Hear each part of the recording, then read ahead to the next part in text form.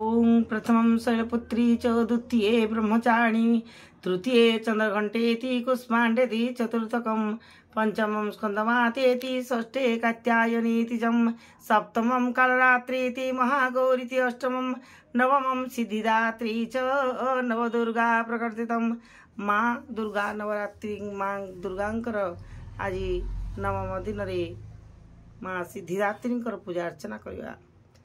सिद्ध गंधर्व जख्यादैर्यो सुरैरमैरपि देव्य सेव्यमाना सदा भूयात् सिद्धिदा सिद्धिदायिनी माता दुर्गांकर नवम शक्तिर नाम सिद्धिदात्री।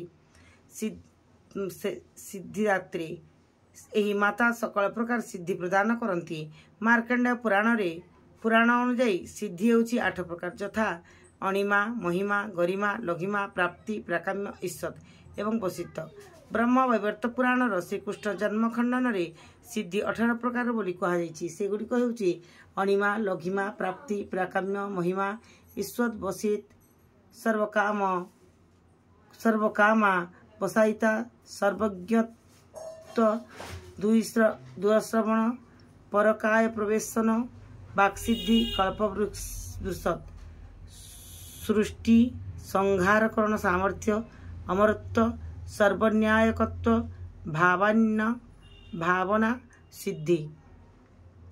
भक्त और साधक मानंकु एही समस्त सिद्धि प्रदान करने को माता सिद्धिदात्री समर्थ। देवी पुराण अनुजाई माँ कृपारु ही भगवान शिव एही सब सिद्धि प्राप्ति करथिले। तांकरी अनुकंपारे शिवंकर अधा शरीर देवी शरीर परी हो जाइथिला। तेणु से लोकंकर अर्धनारीश्वर नाम विख्यात माँ सिद्धिदात्री चतुर्भुजा सिंह बाहिनी एवं पद्मासना। से डाहाण पट हाथ में गदा और तल हाथ में चक्र एवं बा पटर उपर हाथ में पद्म और तल हाथ में शंख धरी थांती। नवरात्र पूजार नवम दिन तांकर उपासना कराए।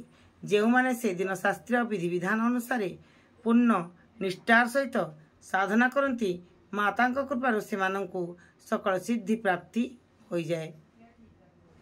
सृष्टिर कौन भी विषय से निमंते अगम्य हो रहे नाही। से भितर ब्रह्मांड को पूर्ण विजय करिवार सामर्थ्य आसी जाए। माता सिद्धिदात्री कृपा प्राप्त होगा निमंते निरंतर प्रयत्न करबा हेउची प्रत्येक मनुष्यर कर्तव्य। तांकर आराधना पथरे अग्रसर हेबा आवश्यक। तांकरी कृपारु अनंत दुख रूपक संसार रे निर्लिप्त रही सकल सुख भोग करी मनुष्य मोक्ष प्राप्त हो पारे। नवदुर्गांक मध्य माँ सिद्धिदात्री हेउछंती शेष दुर्गा।